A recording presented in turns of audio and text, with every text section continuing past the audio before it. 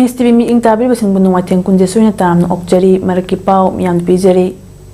Swachhata Hi Seva lisingani kunmarigi makha chatharakpa oina Imphal Municipal Corporation na sinduna mega health camp ama ngasi Kangla Park ki Gandhi Memorial Hall pangthokre Tharamadu ki saruk ama oina sanitary workers sing mafamda PPE kit su yenthoki health camp adu the skill ENT gynecologist max yauna tongan makalgi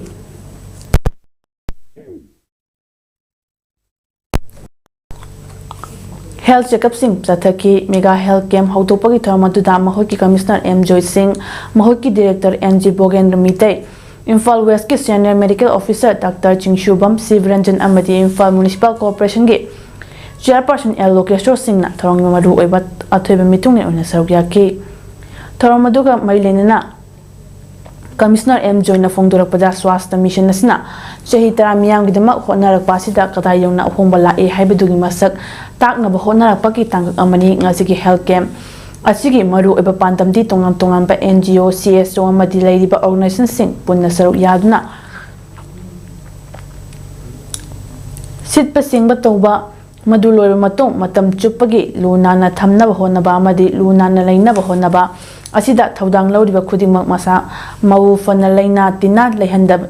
lehandana bahonabani mafam khudingmak lunana sengduna Bharat India ngakpigani Bharat Manipur lunana thamnaba wakhalol asi aikhoi khudingmakna thabak ta onthokna bahonamina si haiki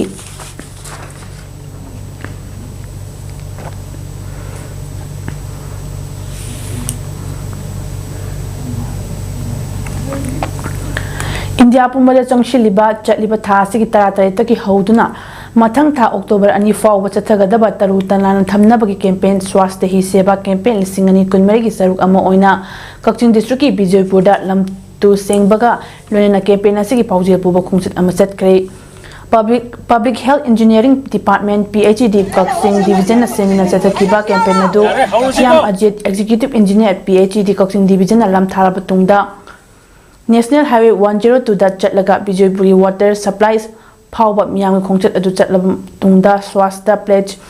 lunan bagi wasak amasu miyam pun lominaki ngasi campaign adu da S Joy Kumar Chairperson Administrative Committee Palel GP Dayananda Khuraijam Assistant Engineer PhD Kaching Division Salam Vikas Junior Engineer PhD Kaching Division MPO Badijanu President Village Water and Sanitation Committee BWSC PhD Kaching Division ge Junior Engineer Singh BWSC Bijaypur member Singh Kaching Water Supply amadi Sanitation Development Committee member Singh amasung Bijaypur khungi miyam su sarugya ki Tharom ki matangda Thiam Ajit Executive Engineer PhD Kaching Division hai taru tananba amasung hakchang phaba tinjang kajang daba khunai amagi damak Swachhata Hi Seva campaign leibak sinbat Thungna chathabagi manung chana ngasigi campaign chathabani na su taru tanan laina ba piru pawchel asi ekoi khudingmakna miyam da sandokme aduna taru tanan ba leiba ama purak lasi fongdoki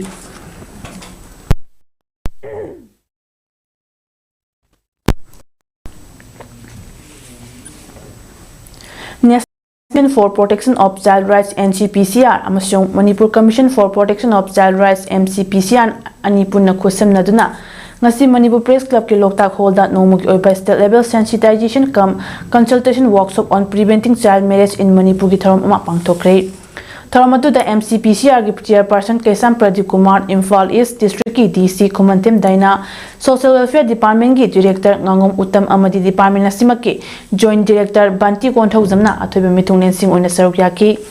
Thamatuga mailena Social Welfare Department ki Director Ngangom Uttam na fongdorak pada chahi sudana luhongba sina luhongli banupi amadi nupa ani aduda wakal hakchanggi oiba amadi sel thunggi oiba awaba kaya mayong nahali asigumba thaba asi thingna ba hona ba amadi luhongba thingba haibasi chap chaba khudam changdam yauduna thingba yadaba maramna hojik phawgi oinadi awaba phibam ama oiri amadi asumna luhongba si mapung fana thingba ngamna ba Child Marriage Prevention Officer sing district khudingmakta hengat hanba jangi loinana hiramasi gi matangda loijin loya sin thungna operate to ngamnaba district ta leiriba ADC ADM sing amadi panchayat secretary sing su child marriage prevention officer oina khallagani haipa wafam sing su fongdoki prevention officer di मादी मथा सारोइद्रा jail चंगोइद्रा थबक तलोइद्रा अदुना मयाम नदी थबक से खुदक तौदे last award तौरीना साउबा last award तौरीदो खुदम चांगदम दरकार लेबगिनी खुदम चांगदम यावदना तौरुरगना तो साथा दोइना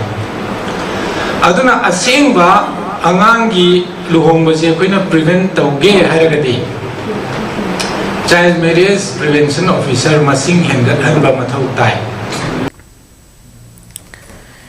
ई पाव अमदी पोचै थादो थाजिन तौबदा ख्वाइदगी चाउना थौदांग लौरिबा कक्चिंग पोस्ट ऑफिस की नौना लुपा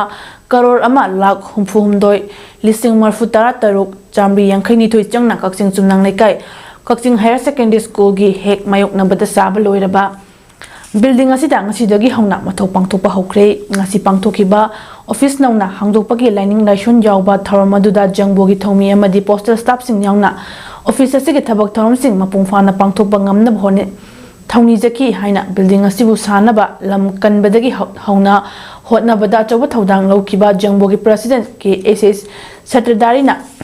Fongdorakli ngasi ki thoram asiga mai lenena jangbogi advisor P Somrendra na fongdorakibada Kaching post office asibo hena upgrade tawbada darkar oiriba higher selection grade 2 ama thambinaba full time inspector ama thambinaba amadi masibo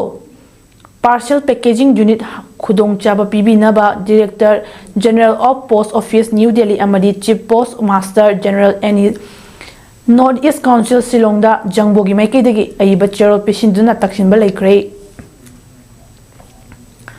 Lunina Ministry of External Affairs Government of India da Hanadaki Takshinduna Laklaba Kaksing Post Office ta Hangba Post Office Passport Cheba Kendragi Amukhana online appointment piba Yahanaba Honorable MLA Wabagai Amadi Kaksing Esina Che Thajinbagi Mathakta Jangbo Kaksing Nasu Chero Pishinba Laikre MP Anida Jangbona Haijarubada positive response pirakpasu leire masigalunena Jangbo Kaksingna matam ki oiba prajagi yaifanaba changsilapa khongjang singdasu praja miyamna hena mating pangbiu haina appeal tawrokli lakpana amuk matang tangnarakanda apai Ministry of Communications Government of India na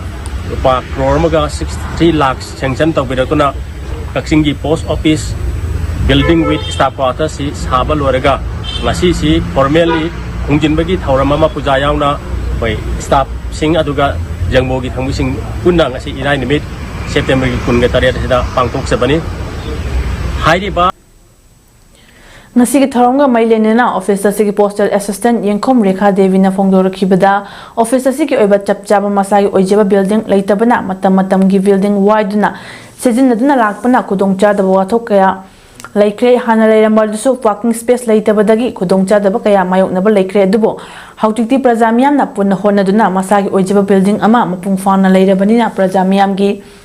seba kharada oibasu tawbangam lagani prajamiyam nasu office asigi matam gi oiba khudongchaba kaya piriba si punna khangminaduna khudongchaba kaya si lomuna si haina appeal tawraki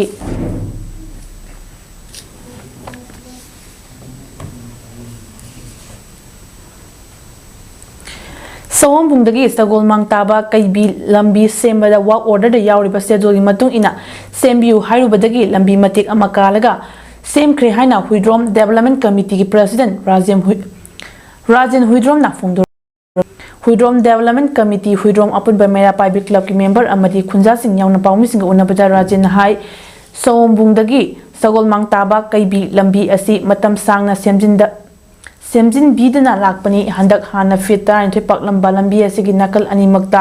fit manga makai pakthuklaga semba haurakpada lambi asigi nak yeta tariba khunjasing haraunaki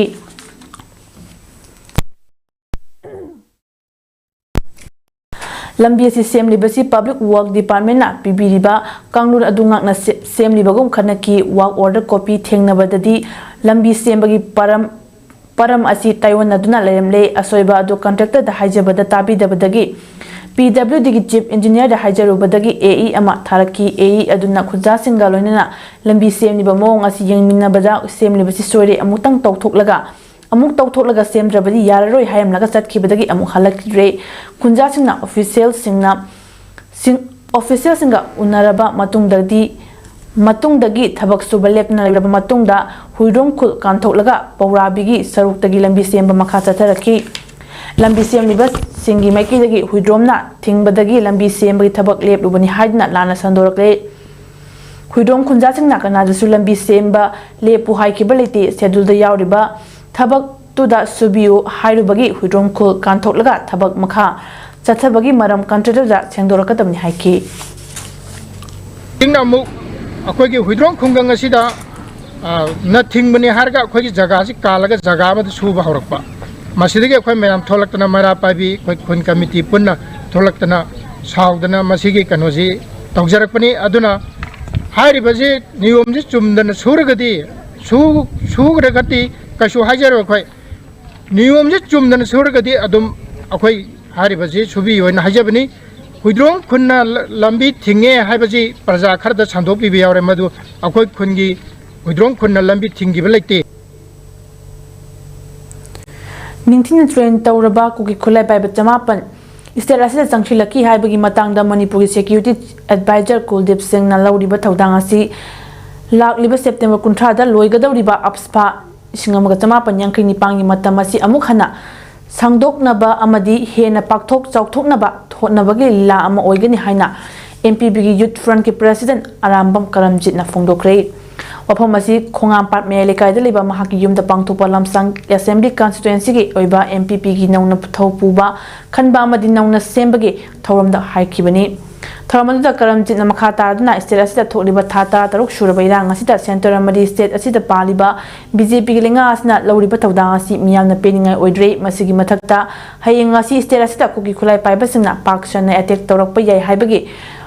matang da su lenga amadi police department na daite yaudaba wafam sing phongtokna leire state asibo ngak sengadaba amadi miyambu kangadaba party asidi regional party khaktani haibasi handaki yamna mayek handakti yamna mayek single maramasna miyamna lakadaba mikhalda regional party ama oriba MPP da support of you haiki amaram na ngasig mifam aduda anoba member humputa rom nauna changnakpadagi taramna okpagalona MPP lamsang assembly constituency gi thaupuba amadi khongampat unit ki thaupugadaba sing khanki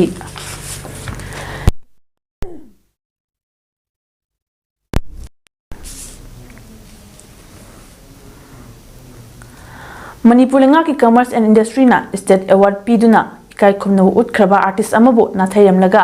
DC handicraft forum park ki director yauna mioi kharag na state award fangdaba artist ama hapsinduna training pihalamba sina kucha haidaba artist kya gi punging wakhal hanthale mari leinaba singna yengsin biu haina MS Sushon industry gi proprietor thangdam Sunita na phongdorakli ngasi Manipur press club ki thangjing hall da pangthokpa pawgin famamada Sunita na makha taraduna hai DC handicraft forum park ki makhada ilbungda leiba phunal maring khunda dry flower gi training program ama July 19 da ki hauduna tha ani chataki tasengna sigumba training program asigi trainer asi national natraga state award phangdaba miyoisina oiba yadi haiba lei asigumba fiba masida leiriba kaya asi na thairamduna state award amata su phangriba santibla sapum kobi miyoy asi training program adugi trainer oina DC handicraft forum park director ga manaduna hapsinki masigi dimak director masa unaduna wai shanaki baleire aduma po training adu makhata na dumak chathadna ngarang September 16 ta losinke lamda masida leiri bai award kaya buna thaidna sigumba corruption tawduna miyam gi hak matpa ki thabak tawriba sing asi mailina basingna kopna yengsiduna state national award kaya da thengnari ba khudongcha da basing kokhanna ba mailina basing puning chingsilakre nasu athuba matamda training tawbudi ngarang loi khare training se namfuda loi khare training se ai satli marakta su aduga nupi du su dum phamle rami ai mai ka da sangdabida ai adum tholaki training gi manung duda adugu director se ngai wa masem ngangde adugu date 25 numit de aina director gi manakta direct chali ai chatlaba matung numit ni ai chingda chalu halakpa ka se da director gi manak sam ga ai sar ai laksari na hai ko adama su khom khunte ba aina sar ko gi no hanjan Manipur da democracy ki wahanthok leitabo chap manaraba rule of law leitrabanina India da gi tongana leijarage isagi iramdamdi isa nangakjage Center forcing Manipur da gi hankigadabani khungakbagi khulai phakat ba yaroi India lenga ki thausil yaningde Manipur gi pumba gi saktam kai bi yaroi haibina chingba kholau kya laudna ngarang numidang trial da Meira khungchatkre Kakching district ki Sugnu assembly constituency gi manung chana leiba trial gi lekai manga Mangagi Meira Paibeesing punna saruk yaduna chatkhiba Meira khongchat adu Chairel khongnang lekaidagi Chairel lamlong phawa chatki Meira khongchat adu da saruk yakhibi Chairel apunba Meira Paibegi Secretary KH Balana phongdorakibada democracy gi wahanthok leitraba rule of law chatnadraba Manipurda tangdu leitana hingba ngamdrabanina India dagi tongana leijarage haibagi Pandamda Meira khongchat asi chatchabani haraduna ishagi inamdamdi ishana ngakchanaba phirep loba matam yauri phongduki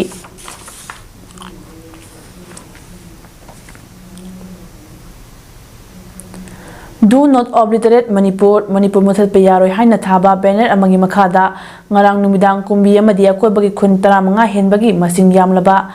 Meira Paibeesing na India Amadi State Engalta Pen the Kolau Kaya Loudna Kunjang Grey Unified Peace Coordinating Committee UPCC Kambigi Maroi Bataupu Basing Yauna Kumbi Ithai Wapokpi Laikong Nongmaikong Kordak Terakong Borayang Bi Koizuman Tabi Jarel Lengang Tabi Mangjil Wangu Sabal Wangu Naudakong Kayin Fabi Thangalawai Kang Soibi Mapal Sabal Lekai na Chingbagi Masing Yamlaba Miyamna Sarya Kiba Mayare Leduda Manipur Muthal Payaroi India Sarkari Michang Mikai Naiba Thawong Asina Estate Asida Tharak Kiba Agent Security Advisor Amadi DGP na Thamoi Singna Thabak Tawdaba Amadi Ngangning Bawa Ngangzwa Marai Anilongna Oidaba wa kaya ngangliba si khudakta lepkadabani kuki jo terroristsingna maitai michamda landarakliba si khudakta lefalu tampakta combing operation tawbe yaroi khulnga paphaba yaroi kuki jo terroristsing khudakta muthatlu aikogi iramdam aikoina ngakchasi aikogi iramdam aikogi miyamna kanjasi haibo kholaw kya lauduna kumbi kaithiadagi hauduna thanga kendragi kayen phabi phawo chatki Khongjang adu da saruk yakhibi Meira Paibe W Premilana phongdorakibada India lenga ki pukchil sengdaba kayasina Manipur miyam gi thamoida chakliba sinungaite Manipur muthapa sungyaroi kuki militants na mitei micham miyam da attack toba khudakta to khangadabani tampakta combing operation toba yaroi kuki terrorist sing khudakta Muthat kadabani kuki terrorist sing na hanjin mitei miyam da drone bombing toba amadi rocket missile fawba kapsinduna micham miyam Libasi Makatana Taroktanaba India Lengakna Tawgadabani Haina Lebak Asigi Mipuntingna Kanganabani Haiki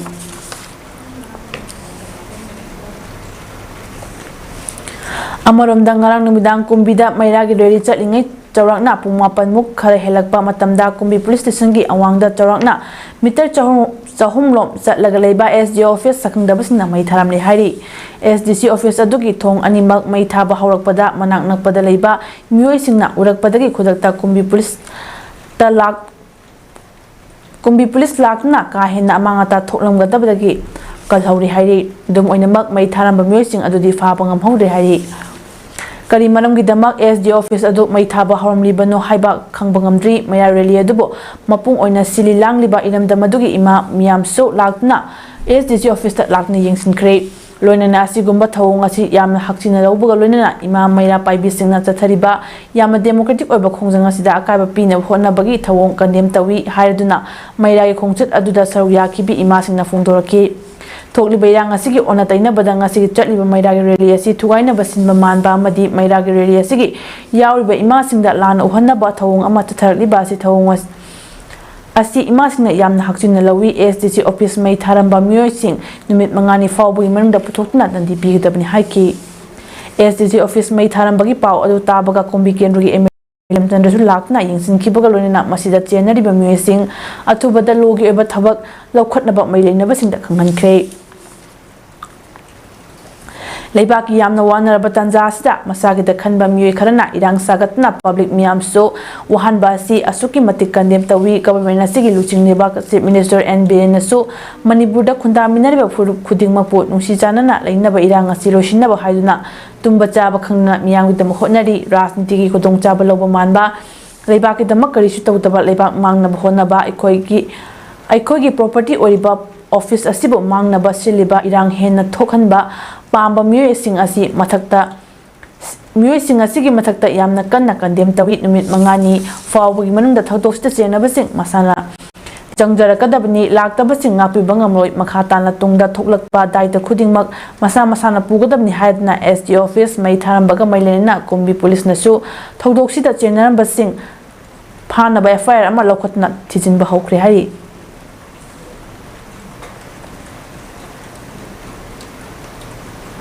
ꯍꯛꯆꯥꯡꯁꯤꯒꯤ ꯈꯨꯗꯣꯡꯆꯥꯕ ꯂꯧꯔꯒ ꯍꯥꯏꯕꯗꯤ ꯃꯕꯨꯛ ꯐꯠꯇꯕ ꯂꯩꯕꯥꯛꯁꯤꯕꯨ ꯊꯨꯒꯥꯏꯅꯤꯡꯕ ꯁꯦꯡꯅ ꯍꯥꯏꯔꯒ ꯃꯄꯥꯟꯗꯒꯤ ꯂꯥꯛꯄ ꯃꯤꯒꯤ ꯃꯑꯣꯡ ꯇꯧꯕ ꯂꯩꯕꯥꯛꯀꯤ ꯏ ꯆꯦꯟꯗꯕ ꯃꯤ ꯈꯔꯅ ꯃꯁꯤꯒꯤ ꯃꯑꯣꯡ ꯇꯧꯕꯁꯦ ꯌꯥꯝꯅ ꯂꯥꯏꯕꯛ ꯊꯤꯕꯅꯤ ꯅꯨꯃꯤꯠ 5ꯅꯤꯒꯤ ꯃꯅꯨꯡꯗ ngasi STC office da mai churum ba mai tharma mido